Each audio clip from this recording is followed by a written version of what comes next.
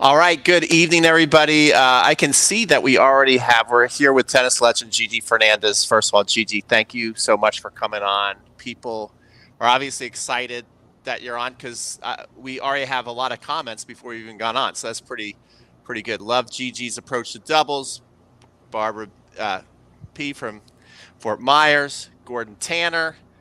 As you know, Sir Gordon's a great guy. Gordon. Scott and Sharon, you met Gordon at Wimbledon, right? Yeah, I Yeah, did.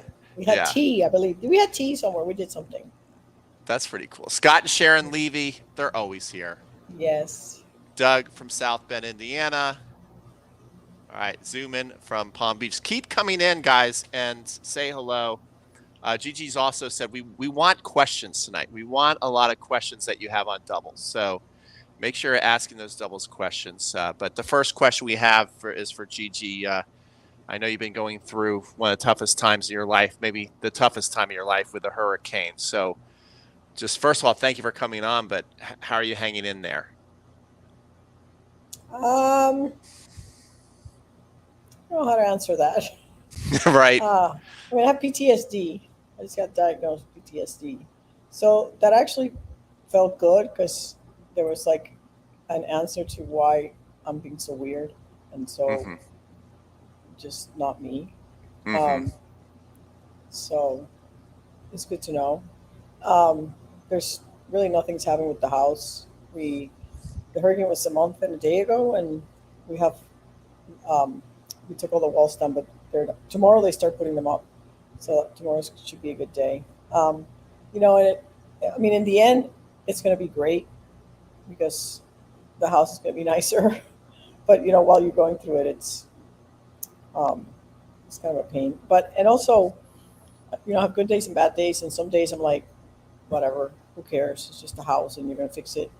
And and the reality is that I'm really lucky because I can go out and buy furniture and hire the contractor and pay for walls and pay for everything that needs to be replaced, which is really an entire house because I have a one-story house, and everything that touched the floor had to be replaced. Doors, like everything. Just think of anything that's touching the ground or your floor that had to be replaced. And I can go buy it. I don't have to wait for insurance checks.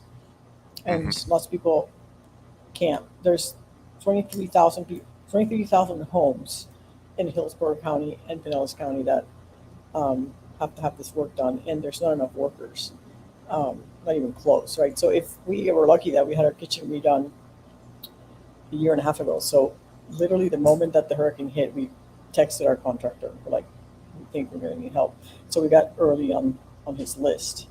So we have a contractor, which is a blessing.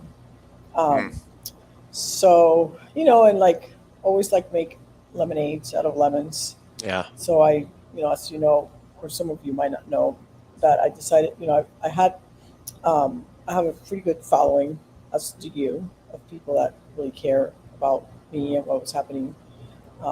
As I was sharing this on social media while it was going on, and people wanted to send me money and wanted to help somehow, and I didn't want to take people's money because I just didn't feel right. And somebody suggested I open a GoFundMe page, and I was like, no, that's not what I wanted to do. But so in the end, I thought, okay, how those people wanted to give me money, and there's so many people that need it, so I'm going to take it. So I created Tennis for Hope, as you know, and we have pretty good momentum right now. Lindsay Davenport's on the board, Marianne Wardell, which some of you might remember from back in the day, my playing days, top 20 American player, who's been really active in the sort of nonprofit world. So I have I have 38,000 dollars in pledges so far from people who want to donate once we get our 501c3 status. And of course, the importance of 501c3 is to make a charitable donation that's tax deductible. So we're Mm. waiting for that paperwork.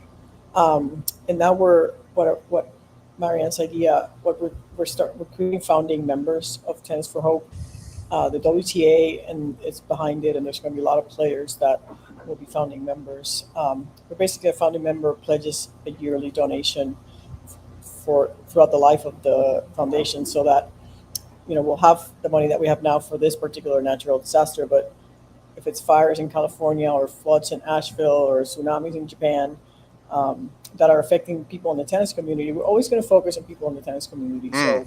So the grant application process will be, we'll have however many applications for people who need help, whether it's clubs that lost their tennis nets to, or Wow. their clubhouses, or it's the executive director of the USCA Southern section that whose house flooded and needs help. Whatever it might Yeah. be, will the Yeah. foundation or the board will make the decision on where to give money. So I'm kind of trying to focus on that, and then I Hmm. also have a camp next Friday to go. Wow. I have a camp in the Virgin Islands, which under other circumstances I would have canceled it, but it just didn't seem like the right thing to do. So Yeah. I'm going ahead with that.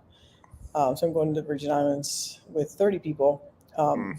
for 7 days. So Well, hopefully that is a good escape. yes. We can all go play tennis and have fun. Well, So I'm looking forward to that. we'll definitely try and help it be a good escape, and Yeah. so yeah. I'm just gonna put this on full screen just for 1 second so people can see it. So I'm in solo layout, and I'm on Gigi's site right now. So if you go to gigifernandez.com, and Defense then if tennis stuff. Gigi Fernandez tennis, sorry, Yeah. gigifernandeztennis.com. And then if you look at the navigation bar, the very end says Tennis for Hope. If you click on that, you will see what it's all about. You can learn how you can make a difference and make a pledge and all that stuff. So I wanted to point that out to you guys. And, like Gigi says, she's making lemonade out of some really, really rotten lemons. So, again, amazing thing you're doing there, Gigi. And so help out, guys, if you can. Thank you. Highly appreciate it. Yeah. And here we go. So we did come to talk about some doubles myths. What I've said this at some of my camps, because a lot of people have cross pollinated. They've gone to your camps, they've come to my camps, and I always say, it's really cool that somebody who's accomplished so much in the sport on a professional level, winning Grand Slams, that you chose as your second career to help, mere mortals, regular players, learn how to play their best version of themselves. And I know now Yeah. you being in it, how passionate that we can be, just Oh, like you it's were. fantastic. No, Yeah. it's been great. It's been one of the great blessings of my tennis career because I never really knew that tennis was social. Tennis was so cutthroat for me in the juniors, and certainly on tour, it was not friendly. And, um, you know, I tell people, like, back in the day, before cell phones, before social media, it was very hard to have personal relationships with your competitors because it's very difficult to confront someone when they did something to upset you face to face. So if I did something to upset somebody in a match, I couldn't just text them and say, hey, I'm really sorry. I was my passion got the better of me. I didn't really mean it. Let's move on. But you couldn't do that. So it was very hard to confront people. Most people are not confrontational. So you just let things fester and fester and never talk about it. So I didn't really have a lot of friends when I left tour. Handful of people that I would consider friends. Um, but since I started coaching recreational players, I'd say all my friends from the last 10 years came from clinics. They were clients first, and became friends. People that you have things in common with beyond just the tennis court, and I've gotten some wonderful experiences with a lot of my clients that are now friends, including the person in the house I'm staying at right now, who started out as a tennis friend and now is my best friend, and we travel together to tournaments. And I have my financial practice, part of my business is with her, and she's been generous enough to let me stay in her house while my house is renovated. Her name's Lee Hunter. I should acknowledge her, because having a house to stay, having a house to live in, it's like you don't think about not having a house. It's Yeah. really a weird thing. So that's been great. So Yeah. Yeah. I got it. 10. Sorry. No. I think that's Oh, great. so yeah, we were talking about the passionate adult community Yeah. of tennis players, which are great. And so I'm very happy to give back. And I mean, I still enjoy going to conventions. Like I spoke at the USBT, or now I forget RF. They changed their name, the USBTA convention, So I enjoy doing that and still share. Still enjoy sharing my knowledge of doubles, and I'll continue to do it until I hit all 50 states. Once I hit all 50 states, maybe it'll be a different story. But I'm committed to hitting all 50 states. Yeah, that's awesome. So yeah, Yeah. where I wanted to go with that next is, so you decided, all right, I'm going to help recreational players. I believe you got like some kind of, you can tell me the exact title, but some kind of like director position at a club, and you started to notice the way that doubles was being taught at the club level, and thinking, okay, these club players want to win, and you were seeing things that are kind of usually Just thought of as, wrong. yeah, like Flat out usually what, wrong. yeah, like good doubles tips that people have probably heard a ton of times. You're like, wait a second, that is Yeah. not going to actually work for these players. And so you Right. came up with the Gigi method, which was not about Correct. helping pro players get better, but club players get better. So what were some of the things that you saw first off that stick out to you? Yeah. Like, no, like, let's not do that. That's not going to help them Yeah. win a match. So, okay. So the first thing, first of all, doubles is a geometric sport, right? The court is geometric, right? It's a rectangle, and there's angles, and um, and because of that, there are shots that are high percentage, and there are shots that are low percentage. We have a net that's higher, and the end set is in the middle, um, and for some reason, I just was born understanding how to dissect the angles and understanding what is high percentage. And I shouldn't say I was born understanding what is high percentage. I probably had some good coaches along the way that really helped me understand what is a high percentage shot given what situation you're in. So what made Natasha and I such a great team was not that we were the best players in the world playing doubles. We were not. We were not. I mean, at the time that we played doubles, the singles players played doubles. So Martina Navratilova, Pam Shriver, number one, number three in the world.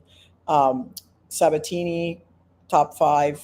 Arantxa Sanchez Vicario, number one. Conchita Martinez, number two. Lindsay Davenport, number one. Mary Jo Fernandez, top five. Yana Novotna, top three. So these are the names of the players that I played against that were top five in singles, the best tennis players in the world. Yet Natasha and I was top 30, Natasha was top 10. We very rarely lost to these top players. We won 14 Grand Slams in 5 years. Let's think about that for a minute. That's crazy. 14 out of 22 Grand Slams that we played, right? Hmm. So why was that? Is because we really were really disciplined about playing high percentage doubles, not just understanding it, but once you understand it, it's not succumbing to the thrill of making that great shot that becomes a crowd pleaser. And what I find when I teach my clinics is that a lot of times people don't know what low percentage is. And I'll be teaching a clinic and somebody's trying to hit a drop shot from a high backhand, and they're in the middle of the tee, and they're trying to hit a drop shot. I'm like, what are you doing? Like, okay, I wouldn't try that shot, and I certainly could pull it off. So why are you trying that shot? So what I noticed right away was how the pros at Chelsea Piers, where I was the director, and this was not just there, it was everywhere, how they divided the court. So basically, they would take, I don't know if you could put this on the court, but they would take a cone and put it in the service box by the net, right in the middle of the service box, or one box, and then put another by the net, and they would put another cone and the other cone in the other box, right? And then they would say, okay, now we've created 3 areas, right? The area left of the cone, the area in the middle, and the area to the right. And then it would say, okay, if the ball's in front of you and the person's in front of you, you're responsible for the area to the left, basically the alley. Yeah. So the person in front of the person hitting was covering the alley, which is the hardest shot in tennis at all levels. And then the person across had to come over and cover the middle and the cross court. And they try to argue with me. I'm like, you can argue this all you want. I don't care who you are. You're never going to win this argument, because the cross person should never cover the middle unless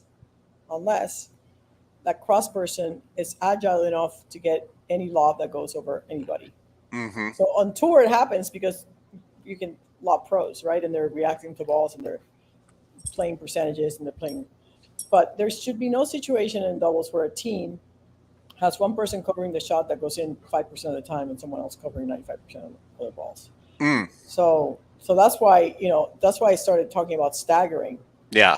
because when two players are at the net, even with each other, I can't tell you how many times I saw balls go through the middle. It's like, why are these balls constantly going through the middle? Like nobody understands who gets the middle ball. Balls should Hmm. never go through the middle. You should never, ever get beaten doubles through the middle, Yeah. because you're giving away the easiest shot to hit. Like, crowd the middle and make them hit into the alleys. Make them beat you with a low percentage shot. Right. Right. So And so the yeah, stagger, I don't have I can't draw on this, but um, hopefully people can see this. What you said with the stagger is basically if the ball is here, yeah, then whatever side the ball is on, then go the slightly net out. person should be closer to the ball and the other Right, person should be back. So then if right, it changed and the ball went over there, then this person has to go back a little bit. This right. person gets So there. yeah, so if you think about how a tennis point starts, every tennis point starts one point back, right? So if I'm at the net, my partner's behind me, they should never get in front of me, ever. There's no scenario under which my partner that's coming from the baseline should get in front of me, Hmm. right? Unless there's two players in the baseline and then we hit to the other side. Hmm. Then Hmm. they're going to be in front and I'm going to be coming from the back. I'm going to be the back person. So what that creates is also creates eliminates middle confusion because the person in front is getting the middle, and then creates a clear responsibility of who has the lob. So it's not the lob goes up. It's not like, who is it? No, if you're the cross court person, it's your lob unless your partner can get it. If your partner can get it, they're going to get it. But if they can't get it, it's your lob. Okay. And it's easier to cover a down the line lob than it is to cover a cross court lob. Hmm. And it's also harder to hit a down the line lob than it is to hit a cross court lob. It's just less distance to travel. Yeah. Yeah. So again, you're giving them the high percentage shot, taking the low percentage shot away, and you're covering uh, you're covering what is most likely to be hit. Yeah, I can tell you that I did a doubles camp with Maribon, and we actually talked about your stagger, and we did that drill for a while with the group, and I mean they got it, and Yeah, they played much better tennis. It took them yeah, a little while, uh, and that's the yeah. thing I too. think it depends on the rating how long it takes. Like They're like 3-0s, solid 3.5s to 4.0s. yeah, that's good. Like 3-0s Mm-hmm. sometimes struggle with this because there's still, if you're 3-0, sometimes you're still just trying to you're very focused on yourself as a 3-0, and not so much paying attention to your partner or what's happening on the other side. Um, but 3-5, 4-4-5 should master this. Mm-hmm. Oh, now here's a question from Gordon. So this is you being the tennis I don't have a psychologist, friend maybe. who's getting ratty. What does ratty mean? I think he means he's had a friend who's getting ratty, getting grumpy when they've had so much fun, Uh, 20 years of fun, and now he's rather miserable. So oh, I well, guess go to Gordon's therapy wondering with how. him. I don't know what's wrong. I mean, obviously something's going on in his life that's making him miserable. That's not tennis, Hmm. right? I don't know what that is. Well, did you ever go through kind of like where it got Yes. awkward between you and your partner, and you're able to figure it out and get Well, back I on the mean, same page? and the reason I say go to therapy, I was kind of joking, but Natasha and I did therapy together. Mm. Like we had a, I mean, not we didn't have a therapy session like how you think of as therapy, but we had a therapist that we worked with, a sports psychologist or a clinical psychologist that applied what he knew to sports psychology, and we talked about anything and everything that came up because that's how the only way to keep a partnership alive through all the stress of playing and all the pressures that we had that for performing. We were had the targets. We were had the biggest target on our back. Like everybody wants to be the number one player in the world, right? Um, so we would talk it out and see what was going on. So what I would say to Gordon is take your friend out to tea, take him out to tea or to lunch, and just ask him what's going on. How come you're Yeah. being what's How come you're something being so hurting? ratty? Yeah, what's going on? Yeah. Okay. So Now, there's what would probably be something.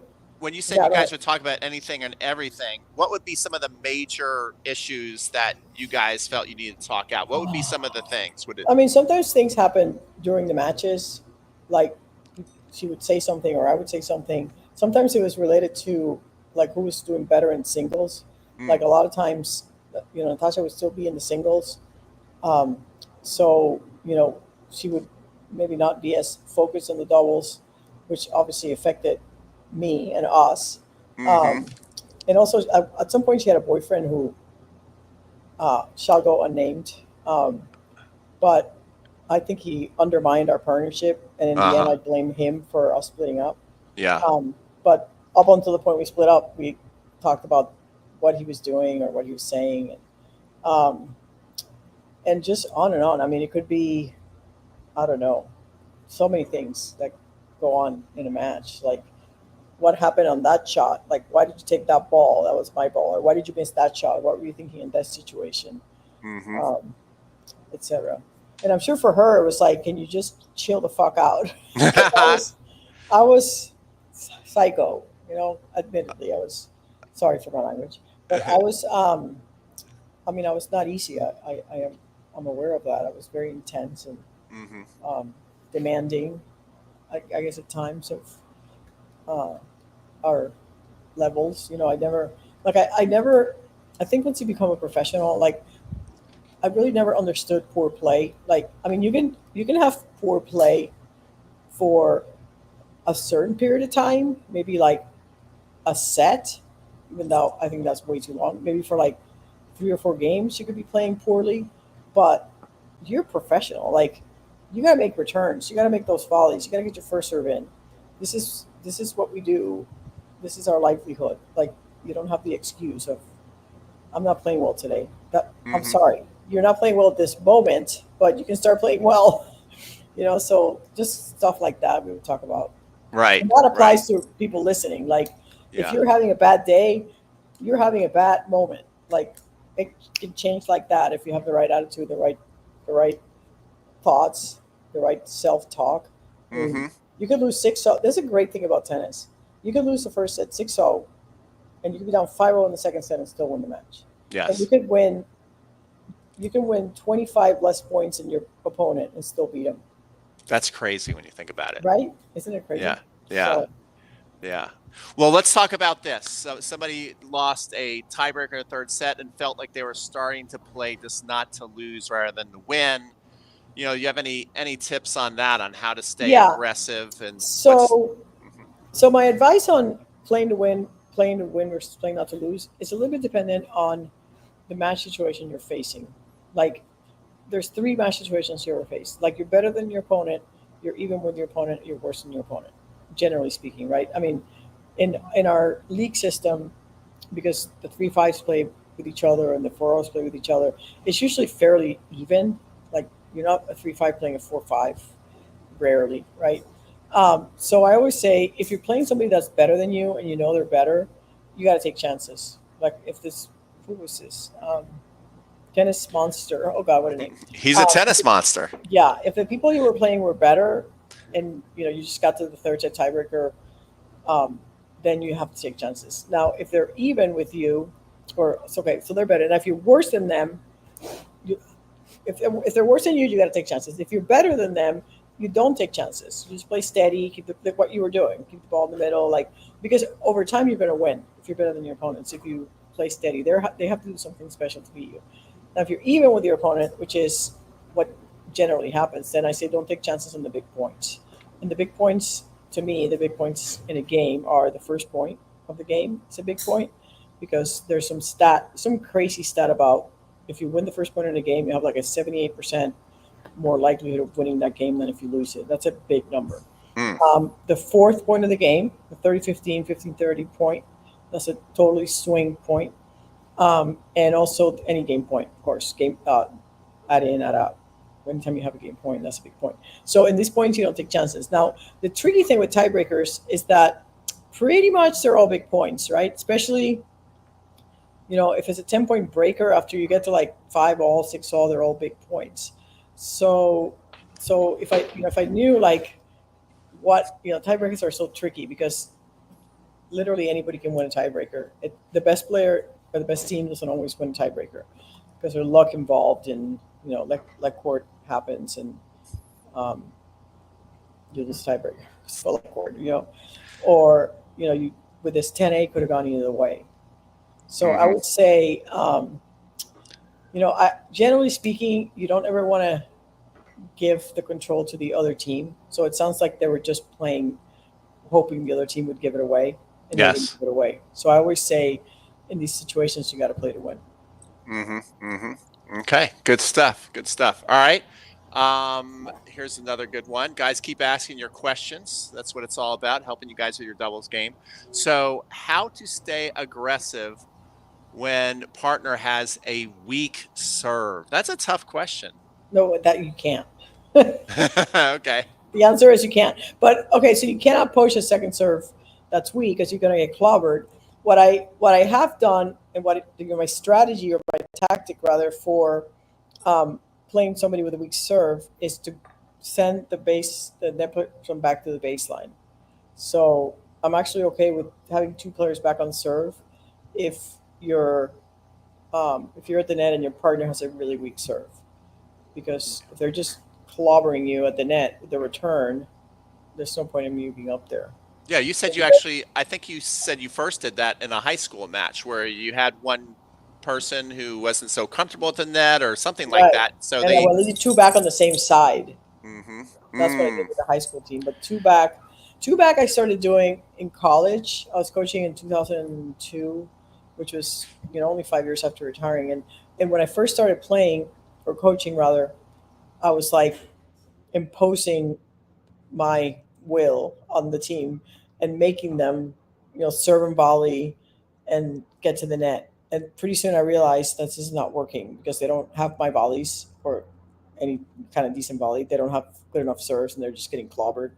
And then this was happening with a girl that had a really weak second serve. So I would just send them both to the baseline. They had great groundies.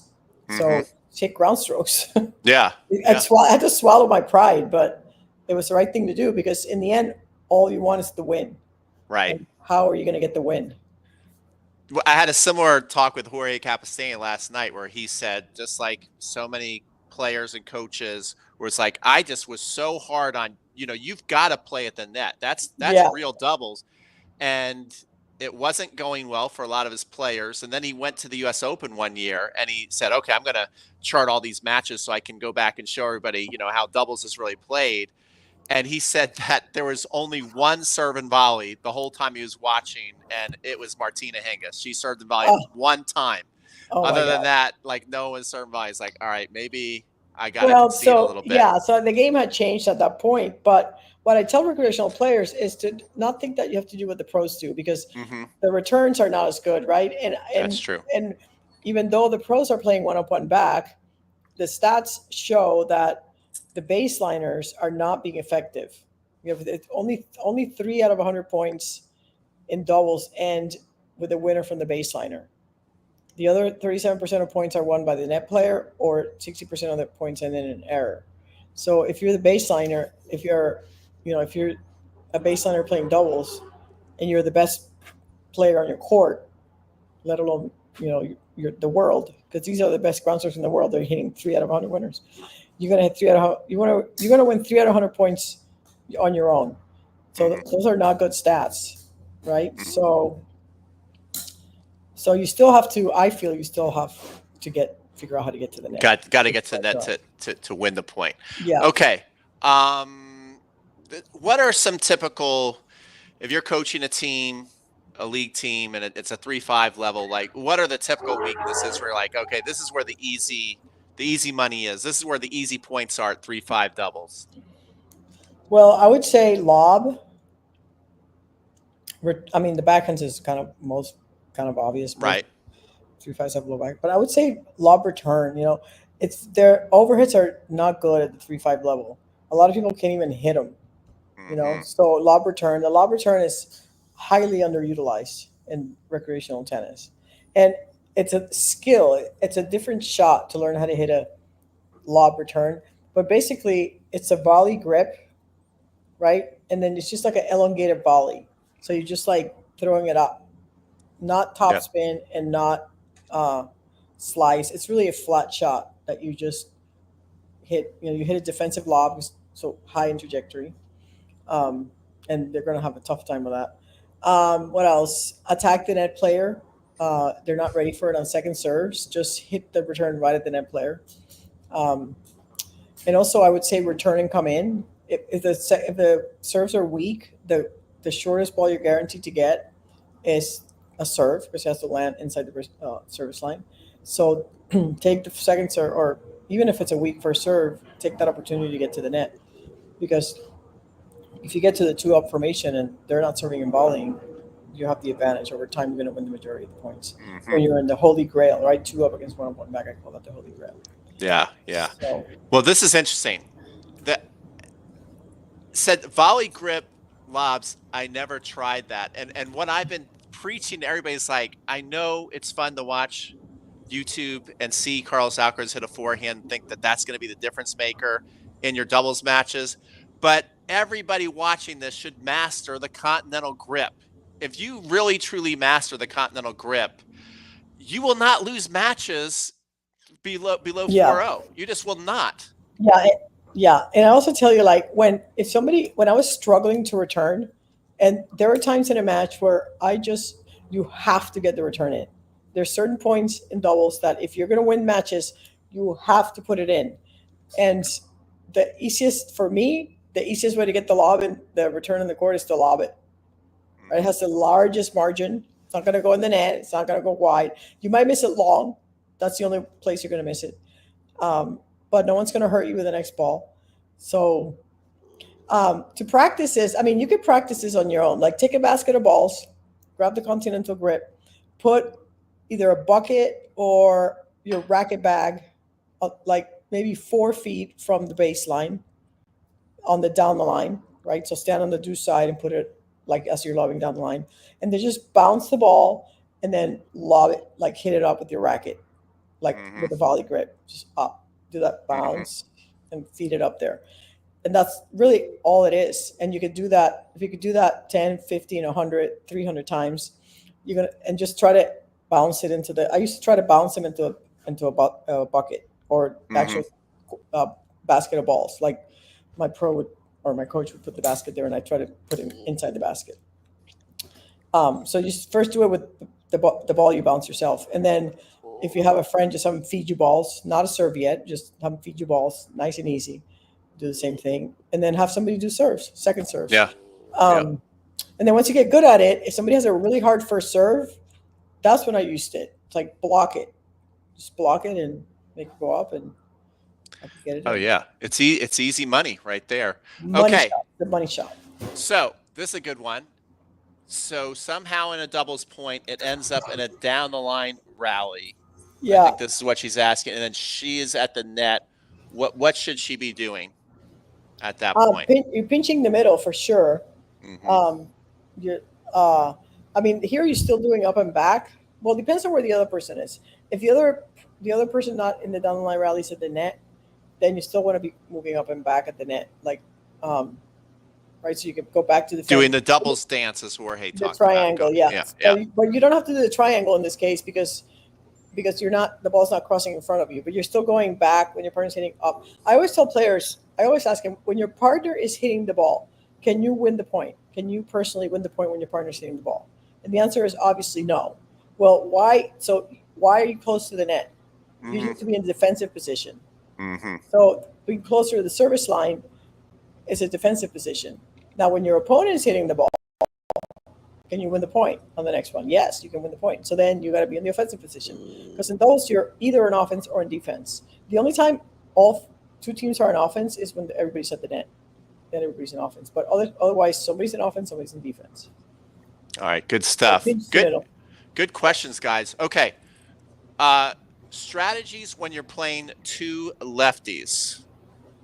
No, the tactics and the strategy per se don't change. You just have to be aware where the weaknesses are, right? So if the lefties, if you have a lefty-righty combination and the lefty's playing the do side, then serving wide is probably a good idea because they're going to be stretched and the player can poach off that a lot easier. So just be aware of where the backhand is, whether it's on the outside or on the inside. Good stuff. This, just so you know, guys, if you're hearing growling, my dog is literally staring at me the entire time. Oh, growling. So cute. Oh, this is my doggy. He's the best. This is B2, and he's literally just looking at me, growling the entire time so far.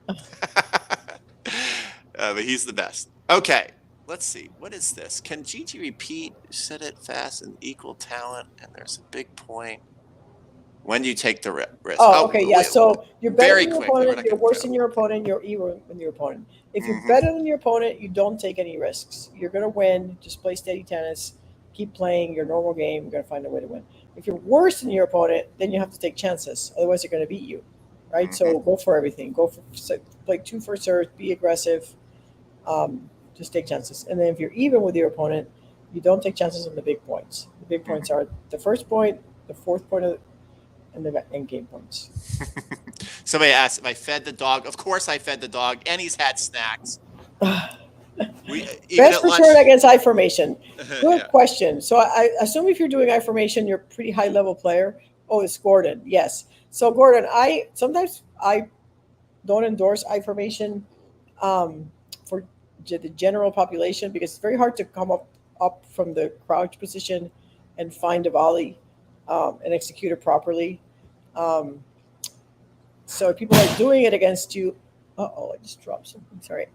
So to be the best return, first of all, you have to decide where you're going to hit the ball on the I formation, and stick to that shot regardless of whether they went the way you were going to hit the return. So if you say, okay, I'm going to hit down the line, and you see them go down the line, don't change it to go across court because we have all this data that shows that when players change their mind mid shot, they're not accurate, and it's a recipe for disaster. Have I told you that story? Have you heard this What? story? What's the It's, story? I don't. of how Jim Laird took data on players' accuracy. Have you heard this one? I've heard this one, but it's a good one. So some Yeah, people probably haven't heard it. yeah. So back in the '80s, Jim Laird was working at the Bollettieri Academy with the players that trained there: Monica Seles, Andre Agassi, Jim Courier. And what he would do is he would put a bullseye. He would put like a target. Think of the target logo, like bullseye, then another ring and another ring around it, and then he would have a coach feed, say Jim forehands, and then he would see how many balls Jim would hit within the targets, and he would add up the points. So like 10 points for the bullseye, 5 points, 1 point, and then 0 points if you miss, or whatever the point system was. So then he would say, okay, so his 98% accurate or whatever, however many points he got. Then he said, okay, on this next demonstration, um, I'm going to tell you which one you're hitting as the ball's coming. So you don't know if you're going to hit cross court or down the line, and I'm going to tell you. So then the ball would come and you say, okay, hit this one cross court, hit this one on the line. Well, of course, as you can imagine, they were not very accurate at all. Like the percentage of accuracy dropped. And so in the next experiment, which was the most interesting one to me, he said, okay, now you're going to hit the ball cross court. But on some balls that come, I'm going to tell you to hit them down the line. But you're going to ignore that voice in your head that says you need to go down the line and just go back cross court. And when players did that, their accuracy was just as good as if they had changed their mind. So the moral of the story is when you're playing tennis, you go with your first shot, your first instinct. You don't change it. So in the I formation, this is where this applies because a lot of times you think, okay, I'm going to hit this cross court, and you see them go, and you're like, oh, I'm going to switch to go down the line, and that's just a recipe for disaster. So if you see them go, keep the cross court shot, just maybe make it a little bit better. But the best place to return when players are doing I formation is one or two places where they were standing, because most of the time people get up and go one way or the other. If you can hit it hard enough, if it's not hard, you're going to lose a point. But if you can hit it hard where they were standing, that's a good, or where they were crouching, that's a good option. Or if not, lob over the backhand. Yeah. Good stuff. All right, here we go. We're going to do one or two more questions, guys, because this is really, you guys are really getting a special treat that Gigi is on tonight because, been tired. through a lot and she's tired. And so we're going to do one or two more questions, then we're going to call it a night. When both opponents move in, should I move back to the baseline with my partner? All depends on the momentum, right? Yeah, the thing with this is tricky because you can, but always keep in mind that when you're traveling either from the baseline to the net or from the net to the baseline, as you're traveling from one place to the next, you're in the positioning error, right? So when you're coming to the net, if you're not in the baseline and you're not in the circle, which is, this basically the middle of the box, anytime you're not in either of those places, you're in positioning error. So the good players are going to find you, and that positioning error are going to attack you. So if you're backing up, you have to be careful when you're backing up, so that as you're backing up, you're not caught, right? So somebody Mhm. handing the ball to you as you're backing up. Now, if you're going to be backing up, a critical there is that you split when the opponent's hitting the ball, so you can then go forward, backwards, left, right, or whatever they do with their shot. So don't just back up and keep backing up while the opponent's hitting the ball. Um, the other thing I would say to this is, if this is constantly happening, like the opponent's moving in and you're stuck in this one up, one back, just start back. Whether it's they're returning and coming in, or they're serving and volleying, and you're the sole, just go to the baseline and start Mhm. two back and try Mhm. your chance there. Yeah, good stuff. All right, last one, Sir Gordon Tanner. This is a good one to end on Go because for it. there's. Kill them. Kill the mothers.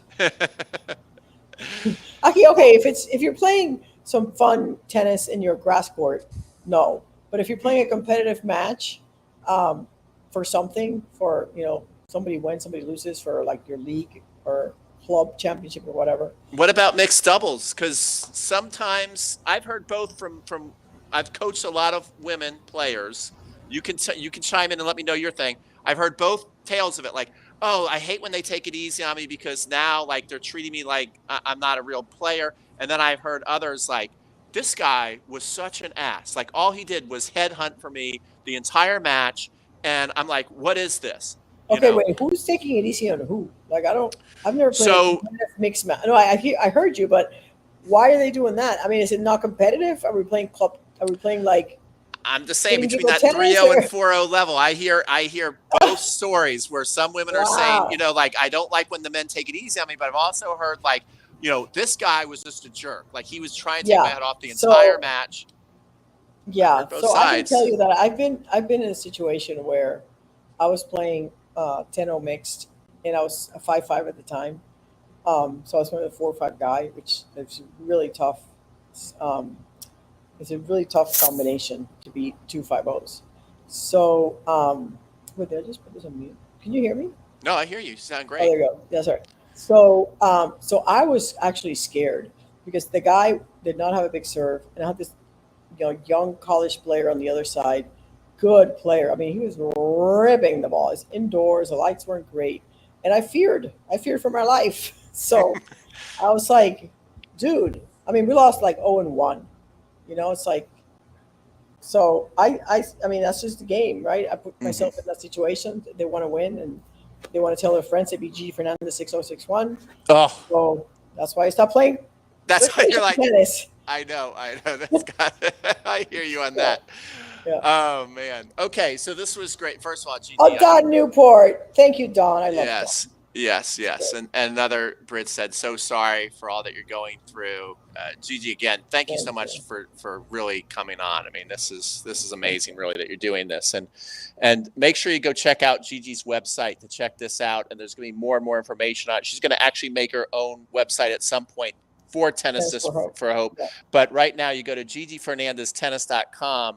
It's up here in the upper navigation. It's very easy to find. Tennis for Hope's just right there on the far end. You look, you read all about it. And what I was telling people on one of our live streams, it's like, the news cycle's so crazy that for like 4 or 5 days, it's all anybody can talk about: the hurricanes, the hurricanes, the hurricanes. And then all of a sudden, there's so much going on that now it's the election, the election. But people are going to be devastated, Gigi, right? You know more than me because you're I seeing know. it. But I can imagine some people are going to be devastated for the next For year, for the next years. 5 years, I for the mean, rest of like their life. our neighbors right next door to us, beautiful family with a kid, and then they live like the girls lived on the street her whole life, and her grandmother lives kind of 10 houses down the street across the way, and they're both flooded. So she's her grandmother who's 89 years old. So they're dealing with renovating both houses, but they don't have money to spend. They have to wait for the insurance checks, and it's like, oh my god, poor Mm-hmm. poor people. It's like we're so lucky. I'm really so lucky that I should be home by Christmas. I should And be even home by before all Christmas. this mess, it's getting, from what I understand, you maybe could give some input on how hard it is, but I hear it's getting impossible to even have insurance on your home in Florida. Yeah, and a lot of people didn't have flood insurance because it's expensive. You don't Mm-hmm. think you need it. If you're not at flood zone A, we're in flood zone A, so we had it. But some people that were in flood zone B or C flooded and didn't have flood insurance. Mm-hmm. So, you don't think insurance is good for anything until you need it. Mm-hmm. right? So, Just tell us about this, and then we'll let you go. It's Tom Nordstrom. He said this the other oh night too. yeah, Can you tell? There's a nice Tennis Express with a promo for Tennis for Help yeah, for on Hope. Tennis Now. Yeah, they did Tennis Now. That's, Grace Carter's. She came to my clinic in Houston last year, so I got to become friends with her. Grace Carter mm, from Tennis Now, and um, she had a similar story actually. She was Katrina or I forget which one, but she had the same thing happen. mm-hmm, So it's funny once this happens to you, you get it, and she mm-hmm, wanted to help any way she could, so she did the story on it, which is great. mm-hmm. And Andy Roddick had me on the podcast, which is also great. Oh, that's Um, good. so just get the word out, and it's a baby stages of this company, but I think this is where my future is headed. I don't know if I told you how Tennis for Hope came to be, but I think I just said at the beginning, right? When I was at the U.S. Open, and did I tell this story or not? Go ahead. Did I say it already? You Oh my didn't. I God. don't think you said it tonight on the U.S. Open and I how it did. came Oh about. my God! No, So I I don't was think you did. no. So I was at the U.S. Open, and this is the first time since I retired that I actually enjoyed watching tennis. Think about that for a minute. I've been retired for 27 years, and for the last 27 years, I've been watching tennis, not enjoying it, unless it was like, okay, I enjoyed Roger Federer and Rafael Nadal 2008 Wimbledon final. I enjoyed that one, but other than that, it was like, oh, I gotta watch tennis, really. So this time I enjoyed it, um, and had was deciding that I need to do more to give back to tennis because I don't do enough. I mean, I do what I can, but I just don't feel like it's enough. And I said I was going to start I was going to re up my charity. I had a charitable foundation when I was playing that used to raise money for mostly Hispanic causes like hurricanes in Puerto Rico. You know, Mm, so we raised $500,000 and gave it away over the I don't know 5 or 10 years that I was doing it, and then I let it kind of run its course because I have kids, and when you have kids, you don't have time for much. yeah. But now my kids are 15, and I have more time. And in New York, I decided I'm gonna I'm gonna start my foundation. And then one morning, I woke up and I said I'm gonna call it Tennis for Hope. I don't know why I came up with that name, and then here a month later, and people need hope. A lot of Yeah. people that are in my situation right now need hope. Mm-hmm. So it has good momentum right now. We have a lot of support and baby stages, but I envision the tennis community getting behind this uh, with membership, and the membership Mm-hmm. is not going to be a lot. But if you just pledge $500 a year to the tennis community, somebody in the tennis community is going to get this money. Mm-hmm. We'll have the members chip or vote on who should get what we should do about the money. We'll have a board that will decide what's current needs, and we'll review the grant applications. And if it's somebody in this community that needs it, um, fill in the grant. If your house flooded and you need help, we have $40,000 right now that we're going to do something with. That's amazing. Yeah, That is truly amazing. Well, Gigi, thank you so much. I mean, I really, really appreciate it, and I wish you the best, and thank you. hang in there. I'm sorry I couldn't send emails this time, but I'll That's be back okay. on next year. That's okay. That's All right, okay. take Well, care. everybody have a good night, and thank you so All much, right, Gigi. bye. Bye. Are we out? Uh, we are out. Yeah. All right. So Thank you. yeah. Appreciate Thank it. you. I'll let you All run. right.